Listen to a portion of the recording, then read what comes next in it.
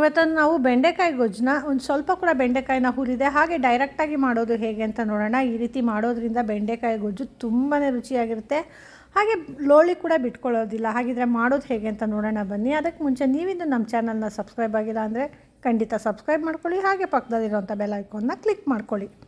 ಈಗ ಬೆಂಡೆಕಾಯಿ ಗೊಜ್ಜಿಗೆ ನಾನೊಂದು 3 ಟೇಬಲ್ ಸ್ಪೂನಷ್ಟು ಎಣ್ಣೆ ತೊಗೊಂಡಿದ್ದೀನಿ. ಈ ಎಣ್ಣೆ ಕಾದ ನಂತರ ಇದಕ್ಕೆ 1 ಟೀ ಸ್ಪೂನಷ್ಟು ಸಾಸಿವೆ, 1-2 ಕಡ್ಡಿಯಷ್ಟು ಕರಿಬೇವು, ಹಾಗೆ 1-2 ಬ್ಯಾಡಗಿ ಮೆಣಸಿನ್ಕಾಯಿನ ಹಾಕ್ಕೊಂಡಿದ್ದೀನಿ. ಇಲ್ಲಿ ಸಾಸಿವೆ ಎಲ್ಲ ಚೆನ್ನಾಗಿ ಸಿಡಿದು ಈ ಕರಿಬೇವು ಬ್ಯಾಡಗಿ ಎಲ್ಲ ಬಾಡಿದ ನಂತರ 2 ಈರುಳ್ಳಿನ ಈ ರೀತಿ ಸ್ವಲ್ಪ ಸಣ್ಣದಾಗಿ ಕಟ್ ಮಾಡಿ ಹಾಕ್ಕೊಂಡಿದ್ದೀನಿ. ಈ ಈರುಳ್ಳಿ ಸ್ವಲ್ಪ ಬಣ್ಣ ಬದಲಾಗೋ ತನಕ ಚೆನ್ನಾಗಿ ಹುರ್ಕೋಬೇಕು. ಹೀಗೆ ಹುರ್ಕೊಂಡು ಸ್ವಲ್ಪ ಬಾಡಿದ ನಂತರ ಇದಕ್ಕೆ 2 ಟೊಮೆಟೊನ ಅದನ್ನ ಕೂಡ ಸಣ್ಣದಾಗಿ ಕಟ್ ಮಾಡಿ ಹಾಕ್ಕೊಂಡಿದ್ದೀನಿ. ಇಲ್ಲಿ ಟೊಮೆಟೊ ಹಾಕ್ಕೊಳ್ಳೋದು ಆಪ್ಷನಲ್ಲು, ಬೇಡ ಅಂದರೆ ಸ್ಕಿಪ್ ಕೂಡ ಮಾಡ್ಕೋಬೋದು. ಇದನ್ನ ಚೆನ್ನಾಗಿ ಫ್ರೈ ಮಾಡ್ಕೋಬೇಕು. ಇಲ್ಲಿ ಟೊಮೆಟೊ ಕೂಡ ಅಷ್ಟೇ ಚೆನ್ನಾಗಿ ಬೆಂದು ಸಾಫ್ಟ್ ಆಗಬೇಕು, ಅಲ್ಲಿ ತನಕ ಇದನ್ನ ಸ್ವಲ್ಪ ಫ್ರೈ ಮಾಡ್ಕೋಬೇಕು. ನೋಡಿ, ಈಗ ಈರುಳ್ಳಿ ಟೊಮೆಟೊ ಎಲ್ಲ ಸ್ವಲ್ಪ ಚೆನ್ನಾಗಿ ಬಾಡಿದೆ. ಈಗ ನಾನು ಅರ್ಧ kg ಬೆಂಡೆಕಾಯಿನ ಈ ರೀತಿ ಸುಮಾರು ಒಂದು ಅರ್ಧ ಇಂಚು ಬರೋಷ್ಟು ಉದ್ದವಾಗಿ ಕಟ್ ಮಾಡಿ ಹಾಕ್ಕೊಂಡಿದ್ದೀನಿ. ಈ ಬೆಂಡೆಕಾಯಿನ ಚೆನ್ನಾಗಿ ಮಿಕ್ಸ್ ಮಾಡ್ಕೋಬೇಕು. ಈಗಾಗಲೇ ಇಲ್ಲಿ ಹುಳಿ ಅಂಶ ಇದೆ ಟೊಮೆಟೊದಲ್ಲಿ, ಹಾಗಾಗಿ ಇದು ಬೆಂಡೆಕಾಯಿ ಮಿಕ್ಸ್ ಮಾಡ್ಕೊಳ್ಳೋವಾಗ ಅದು ಅಷ್ಟೊಂದು ಲೋಳಿ ಬಿಟ್ಕೊಳ್ಳೋದಿಲ್ಲ. ಆದರೂ 2 ಟೊಮೆಟೊದಲ್ಲಿರೋ ಹುಳಿ ಅಂಶ ಇಷ್ಟೊಂದು ಬೆಂಡೆಕಾಯಿಗೆ ಸಾಕಾಗೋದಿಲ್ಲ. ಹಾಗಾಗಿ ನಾನು ಇಲ್ಲೊಂದು ಅರ್ಧ ಕಪ್ಪಷ್ಟು ಹುಣಸೆ ಹಣ್ಣಿನ ರಸ ಹಾಕ್ಕೊಳ್ತಾ ಇದ್ದೀನಿ. ಈ ಹುಣಸೆ ಹಣ್ಣಿನ ರಸನ ಡೈರೆಕ್ಟಾಗಿ ಹಾಕ್ಕೊಳ್ಳೋದ್ರಿಂದ ಬೆಂಡೆಕಾಯಲ್ಲಿರೋ ಲೋಳಿ ಅಂಶ ಎಲ್ಲ ಹೋಗುತ್ತೆ. ಹಾಗಾಗಿ ಯಾವಾಗಾದ್ರೂ ಬೆಂಡೆಕಾಯಿನ ಫ್ರೈ ಮಾಡ್ಕೋಬೇಕು ಅಥವಾ ಬೆಂಡೆಕಾಯ್ದು ಏನಾದ್ರು ಡ್ರೈ ಪಲ್ಯಗಳು ಮಾಡ್ಕೊಳ್ಬೇಕಾದಾಗಲೂ ಅಷ್ಟೇ ಈ ರೀತಿ ಹುಣಸೆ ಹಣ್ಣಿನ ರಸ ಅಥವಾ ನಿಂಬೆ ಹಣ್ಣಿನ ರಸ ಅಥವಾ ಹುಳಿಯಾಗಿರೋಂಥ ಮೊಸರು ಹಾಕ್ಕೊಂಡು ಅದನ್ನ ಬೆಂಡೆಕಾಯಿನ ಮೊದಲು ಫ್ರೈ ಮಾಡಿಕೊಂಡ್ರೆ ಅದು ಲೋಳಿ ಅಂಶ ಎಲ್ಲ ಹೊರಟೋಗುತ್ತೆ. ಹಾಗೆಯೇ ಅದು ಕಲರ್ ಕೂಡ ಚೇಂಜ್ ಆಗೋದಿಲ್ಲ, ಅದು ಕಪ್ಪಾಗೋದಿಲ್ಲ ಹುರಿದಾಗ. ಈಗ ನೋಡಿ, ಇದು ಚೆನ್ನಾಗಿ ಮಿಕ್ಸ್ ಮಾಡ್ಕೊಂಡಿದ್ದಾಗಿದೆ. ಈಗ ಇದಕ್ಕೆ ಒಂದು 3 ಸ್ಪೂನಷ್ಟು ಸಾಂಬಾರು ಪೌಡರ್ ಹಾಕ್ಕೊಂಡಿದ್ದೀನಿ. ಈ ಸಾಂಬಾರು ಪೌಡರ್ನ ಕೂಡ ಚೆನ್ನಾಗಿ ಮಿಕ್ಸ್ ಮಾಡ್ಕೋಬೇಕು ಇದ್ರ ಜೊತೆ.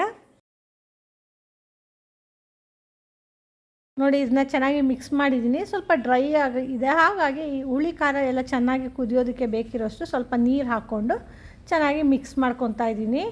ಈ ಹುಳಿ ಹುಣಸೆಹಣ್ಣಿಂದು ರಸ ಇದೆಯಲ್ಲ, ಅದು ಪ್ರತಿ ಹೋಳಿಗೂ ಟಚ್ ಆಗಬೇಕು, ಆ ರೀತಿ ಚೆನ್ನಾಗಿ ಮಿಕ್ಸ್ ಮಾಡ್ಕೋಬೇಕು. ಆಗ ಅದು ಚೆನ್ನಾಗಿ ಆ ಹುಳಿನಲ್ಲಿ ಬೆಂದರೆ ಆ ಬೆಂಡೆಕಾಯಿ ಲೋಳಿ ಬಿಡೋದಿಲ್ಲ. ಈಗ ಇದು ಒಂದು 5 ನಿಮಿಷ ಚೆನ್ನಾಗಿ ಬೇಯಲಿ, ಅಷ್ಟೊದಕ್ಕೆ ರುಬ್ಬೋದಕ್ಕೆ ಸಿದ್ಧ ಮಾಡ್ಕೊಳ್ಳೋಣ ಬನ್ನಿ. ಇಲ್ಲಿ ರುಬ್ಬೋದಕ್ಕೆ ನಾನು ಒಂದು ಅರ್ಧ ಕಪ್ಪಷ್ಟು ಹಸಿ ಕಾಯಿ ತುರಿ ತೊಗೊಂಡಿದ್ದೀನಿ. ಹಾಗೆ 2 ಟೇಬಲ್ ಸ್ಪೂನಷ್ಟು ಹುರಿಗಡಲೆ ಹಾಕ್ಕೊಂಡು ಇದಕ್ಕೆ ರುಬ್ಬೋದಕ್ಕೆ ಬೇಕಿರೋಷ್ಟು ನೀರು ಹಾಕ್ಕೊಂಡು ಚೆನ್ನಾಗಿ ನುಣ್ಣಗೆ ರುಬ್ಬಿ ಇಟ್ಕೊಂಡಿದ್ದೀನಿ. ಈಗ ಒಂದು 5 ನಿಮಿಷ ಆಗಿದೆ.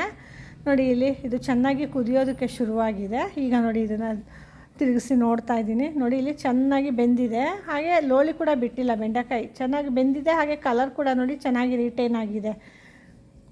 ಈಗ ಇದನ್ನು ಹಿಂಗೆ ಚೆನ್ನಾಗಿ ಮಿಕ್ಸ್ ಮಾಡಿಕೊಂಡು ಇದಕ್ಕೆ ರುಚಿಗೆ ತಕ್ಕಷ್ಟು ಉಪ್ಪು ಹಾಕ್ಕೊಳ್ತಾ ಇದ್ದೀನಿ. ಹಾಗೆ ಈಗಾಗಲೇ ರುಬ್ಬಿಟ್ಕೊಂಡಿದ್ದೀವಲ್ಲ ತೆಂಗಿನಕಾಯಿ ಹುರಿಗಡಲೆ ಮಿಶ್ರಣ, ಅದನ್ನ ಕೂಡ ಸೇರಿಸ್ಕೊತಾ ಇದ್ದೀನಿ. ಹೀಗೆ ಹಾಕ್ಕೊಂಡು ಇದೇ ಮಿಕ್ಸಿ ಜಾರ್ಗೆ ಸ್ವಲ್ಪ ನೀರು ಕೂಡ ಹಾಕ್ಕೊಂಡು ಸೇರಿಸ್ಕೊತಾ ಇದ್ದೀನಿ. ಹಾಗೆಯೇ ಈ ಗೊಜ್ಜು ಯಾವ ಕನ್ಸಿಸ್ಟೆನ್ಸಿಲಿ ಬೇಕೋ ಆ ಕನ್ಸಿಸ್ಟೆನ್ಸಿಗೆ ಅಡ್ಜಸ್ಟ್ ಆಗೋಷ್ಟು ನೀರನ್ನ ಕೂಡ ಹಾಕ್ಕೊಂಡು ಮಿಕ್ಸ್ ಮಾಡ್ಕೋಬೋದು. ಈಗ ನೋಡಿ, ಇದನ್ನು ಚೆನ್ನಾಗಿ ಮಿಕ್ಸ್ ಮಾಡ್ಕೊತಾ ಇದ್ದೀನಿ. ನೋಡಿದ್ರೆ ಎಷ್ಟು ಸುಲಭವಾಗಿ ಬೆಂಡೆಕಾಯಿ ಗೊಜ್ಜು ಸಿದ್ಧ ಆಗೋಗಿದೆ. ಬೆಂಡೆಕಾಯಿನ ಸಪ್ರೇಟಾಗಿ ಹುರಿದು ನಂತರ ಗೊಜ್ಜು ಮಾಡ್ಕೊಳ್ಳೋದು ಅನ್ನೋದ್ರಿಂದ ಅದಕ್ಕೆ ಸಮಯ ಕೂಡ ಜಾಸ್ತಿ ಹಿಡಿಯುತ್ತೆ. ಹಾಗೆಯೇ ಹುರಿಯೋದಕ್ಕೆ ಕೂಡ ಅಷ್ಟೇ, ಬೆಂಡೆಕಾಯಿ ಹುರಿಯೋದಕ್ಕೂ ಸಪ್ರೇಟಾಗಿ ಎಣ್ಣೆ ಹಾಕೋಬೇಕು, ಹಾಗೆ ಒಗ್ಗರಣೆ ಕೂಡ ಎಣ್ಣೆ ಜಾಸ್ತಿ ಹಿಡಿಯುತ್ತೆ. ಆದರೆ ಈ ರೀತಿ ಡೈರೆಕ್ಟಾಗಿ ಮಾಡ್ಕೊಳ್ಳೋದ್ರಿಂದ ಎಣ್ಣೆ ಸಮಯ ಎಲ್ಲ ಉಳಿಯುತ್ತೆ, ಹಾಗೆ ತುಂಬ ಆರೋಗ್ಯಕರವಾಗಿ ರುಚಿಕರವಾಗಿ ಕೂಡ ಸಿದ್ಧ ಆಗುತ್ತೆ. ಹಾಗೆಯೇ ಇಲ್ಲಿ ನೋಡಿ, ಇದ್ರದ್ದು ಕನ್ಸಿಸ್ಟೆನ್ಸಿನ ತೋರಿಸ್ತಾ ಇದ್ದೀನಿ. ನೋಡಿ, ಕನ್ಸಿಸ್ಟೆನ್ಸಿ ಕೂಡ ಕರೆಕ್ಟಾಗಿದೆ, ಹಾಗೆ ಒಂಚೂರು ಕೂಡ ಲೋಳಿ ಬಿಟ್ಕೊಂಡಿಲ್ಲ.